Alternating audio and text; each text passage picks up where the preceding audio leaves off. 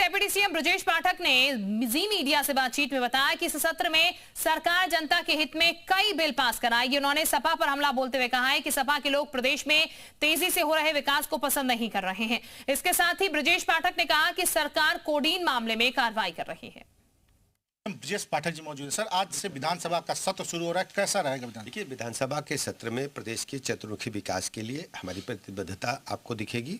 इसके अलावा विभिन्न विषयों पर जो विधेयक हैं उनको हम पास कराएंगे और अनुपूरक बजट भी इसी सत्र में ला करके पास कराएंगे। समाजवादी पार्टी के नेता बाहर कफ सिरप को लेकर विरोध प्रदर्शन कर रहे हैं, साइकिल से बड़ा बड़ा होर्डिंग लेकर आए हुए हैं। देखिए, समाजवादी पार्टी अपने गिरेबान में झांक के नहीं देखेगी।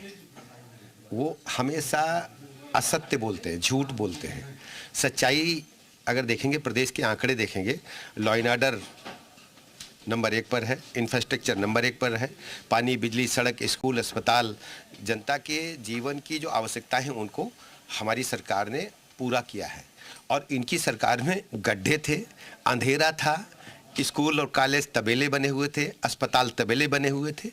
ये उसी को याद करके परेशान हैं कि अगर सच्चाई जनता के समक्ष समाजवादी पार्टी रख देगी तो समाजवादी पार्टी चुनाव में ही नहीं जाएगी।